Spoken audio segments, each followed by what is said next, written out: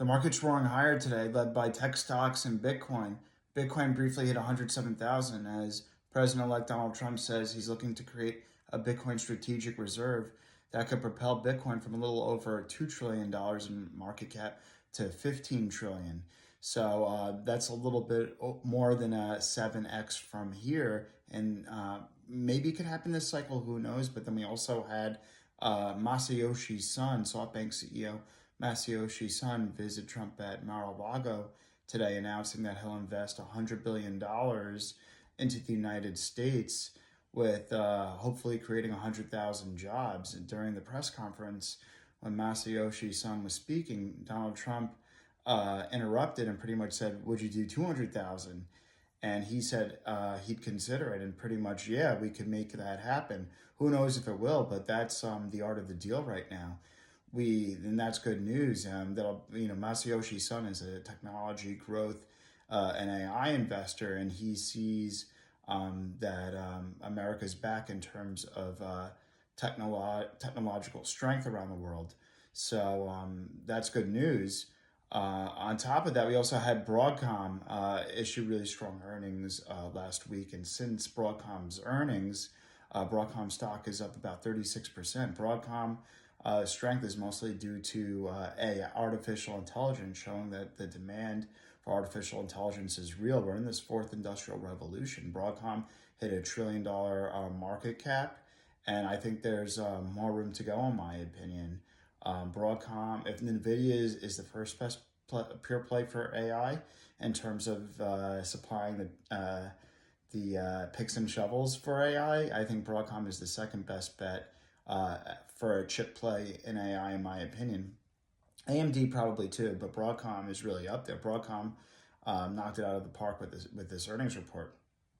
This goes to show us that we're about 10 p.m. in the AI revolution, and the party will go on until about 4 a.m. I see this bull market lasting another 2 to 3 years, in my opinion. It'll end in a bubble burst, but until then, I expect strong gains to come. And, that Bitcoin move also above 107,000. I think there's certainly more room to run. I expect 150,000 probably by year end. Obviously, we have to see. Doesn't mean it will happen, but that's what I think. And then if we do create that Bitcoin strategic reserve like President Trump wants, that could propel Bitcoin to 250,000 at least next year. Look, I think Bitcoin might have a short-term peak around March at about 150,000. Then I think there'll be a sell-off back down to 100,000. And then there'll be another leg higher from 100,000 to 250 by fall of 2025. That's my opinion. That's how I think it'll play. Doesn't mean it will happen, but that's my base case. And between that, Broadcom's stellar earnings report in this AI revolution, and Masayoshi Son's investment into the U.S. For $100 billion. And if we get $200 billion, that'd be insane. That'd be great. And Masayoshi Son previously invested $50 billion into the U.S. in 2016 in former President President Trump's first term. So this is some good news right there. And look, right now we have a lot of foreign leaders, visiting Trump at Mar-a-Lago. We use not only foreign leaders, but a lot of technology executives. We had Zuckerberg visit.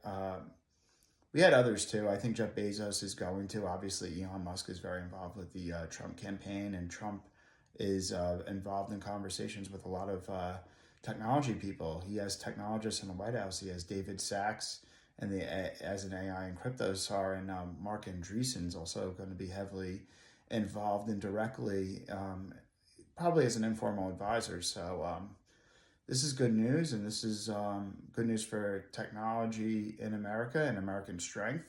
And this makes me optimistic and positive and bullish for the next few years.